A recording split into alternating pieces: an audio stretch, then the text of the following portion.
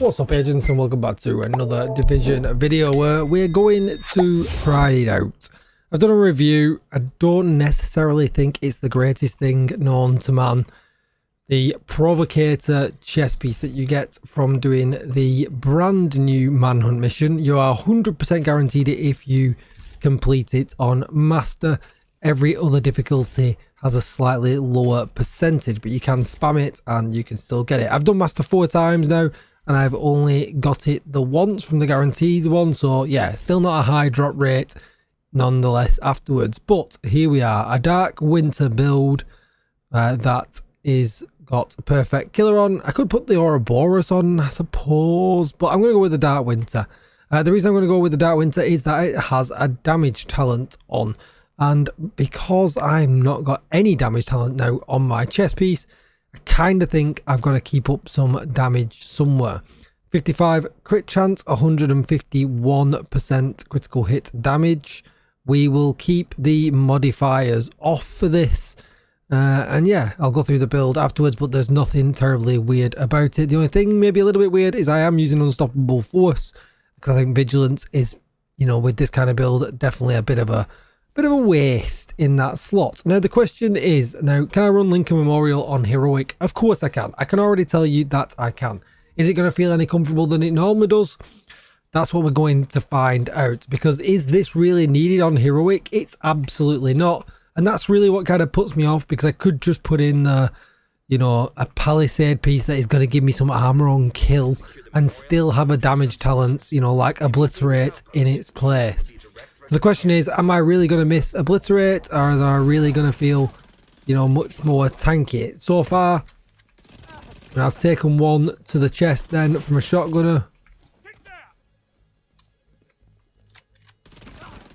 I am going to play a little bit more, like a bit like an idiot, I suppose, and risk myself a little bit, because I kind of want to get hit.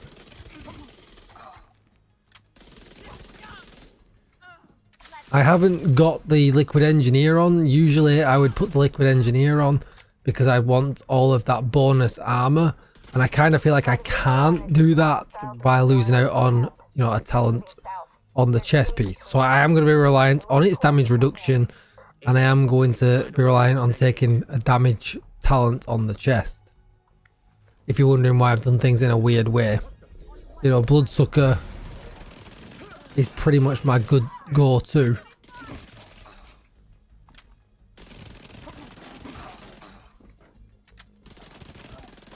Now the problem, you know, is with all of this is that Hunter's Fury Dark Winter absolutely just destroys anyway.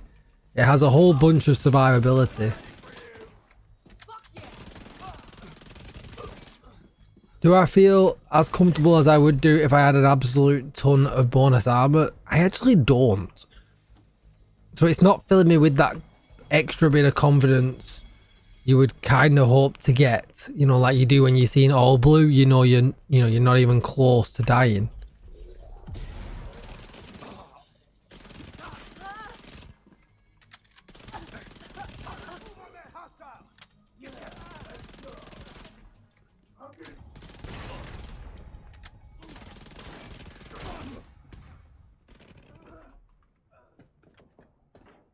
Like now, yeah, I'd be absolutely chunking it up on the bonus armor.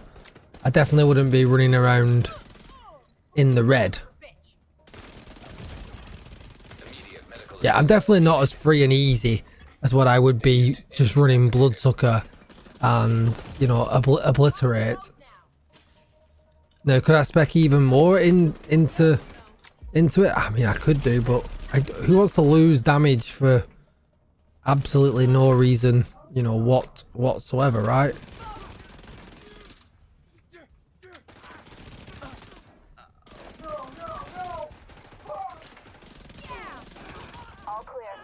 Yeah, it does a good enough job, but it's nowhere near as safe as just running, you know, I could run the Liquid Engineer as I've got here, as you can see. I could just run that Liquid Engineer and run Perfect Bloodsucker, and I could run that anyway, but then I'm losing out on 2 damage talents, and then I would just put on, you know, a Seska or Obliterate. You could do that if you wanted even more Survivability, farm yourself a Palisade one because it has an extra 10% armor on kill, which gives you a huge amount of armor on kill, then 40% armor on kill, and it just feels so much safer to run. Yes, I feel like I'm doing a little bit more damage here, but you know, I'm probably not, right? So unstoppable force 5% up to 5 is 25%. Is obliterate 20? No, it's 20. So yeah, I'm doing 5% more damage, but I really don't feel like I've got as much survivability at all.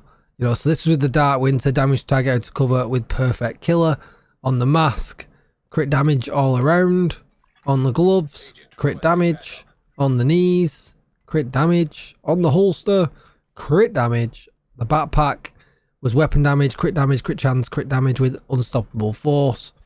And then the Provocator chest piece with armor regen. And you just kind of don't feel them armor regen pieces, you know, parts at all.